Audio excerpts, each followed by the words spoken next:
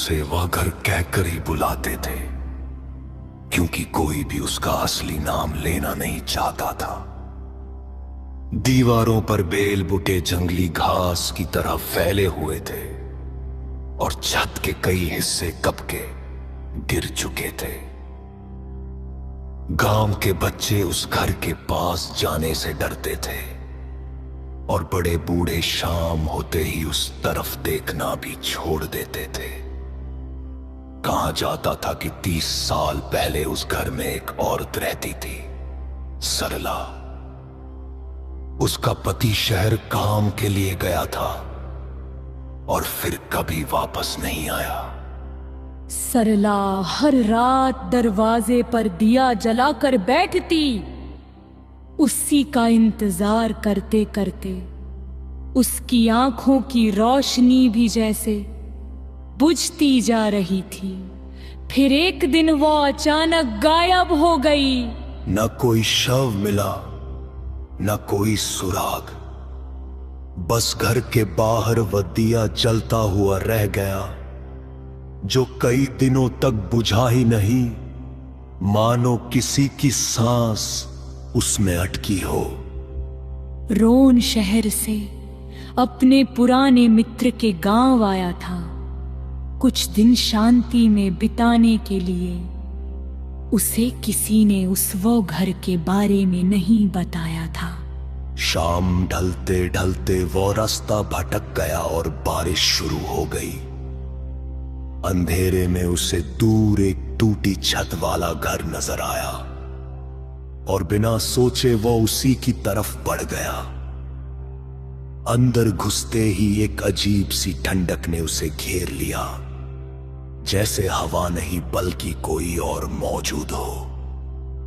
धूल भरी दीवारों के बीच एक कोने में पुराना दिया रखा था, बिना जला हुआ, फिर भी उसकी लौ हल्की सी कांपती हुई दिख रही थी।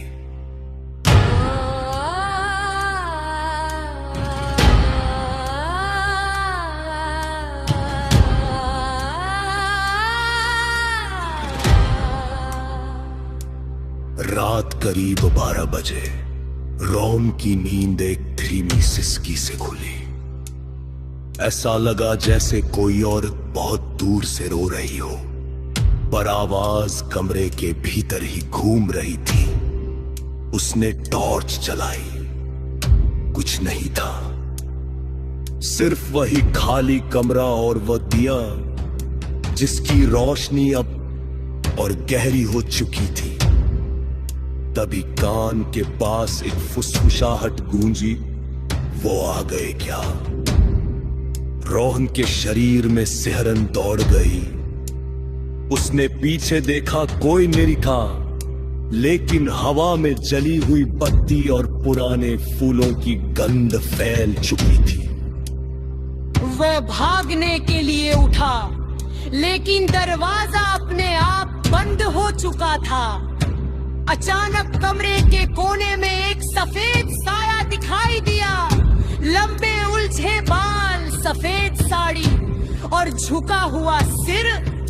जैसे ही उसने सिर उठाया, उसकी आंखें नहीं थी, सिर्फ अंधेरे के गहरे गड्ढे थे।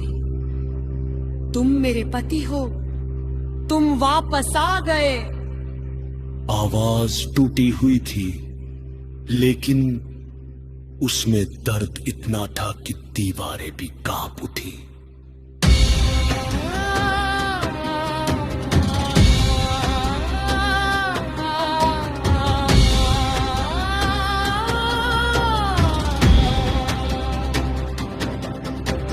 रोन डर से जमीन पर गिर पड़ा।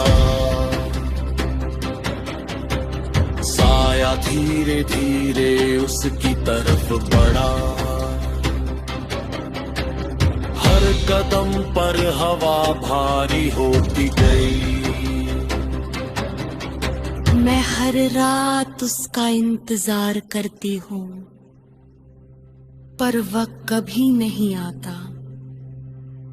तुम जानते हो वह कहाँ है? तभी रोहन को गांव की एक बात याद आई। सरला का पति कभी शहर गया ही नहीं था।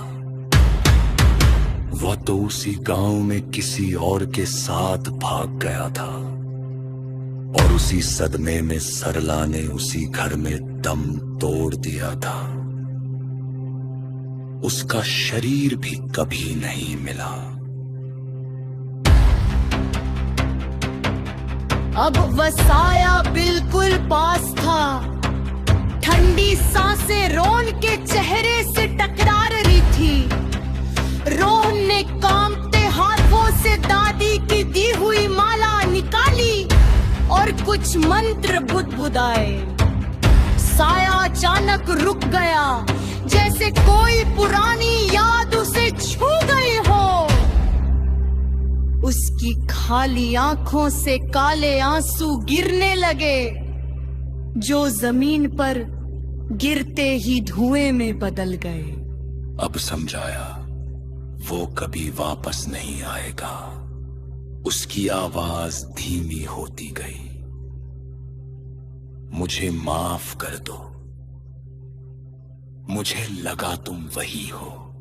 धीरे धीरे वह साया धुएं की तरह हवा में घुल गया। वो जब रोहन की आंख खुली, दरवाजा अपने आप खुला हुआ था और दिया पहली बार बुझ चुका था 20 साल बाद।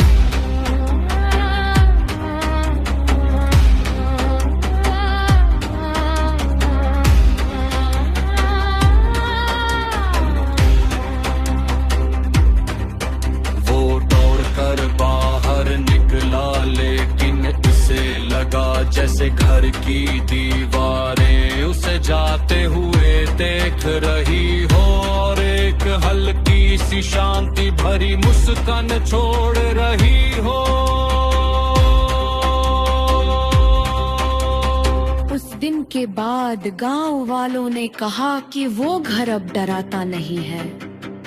बस बारिश की रातों में वहां से एक हल्की उदास सिसकी जरूर सुनाई देती है, लेकिन अब उसमें डर नहीं, सिर्फ इंतजार की थकी हुई याद होती है।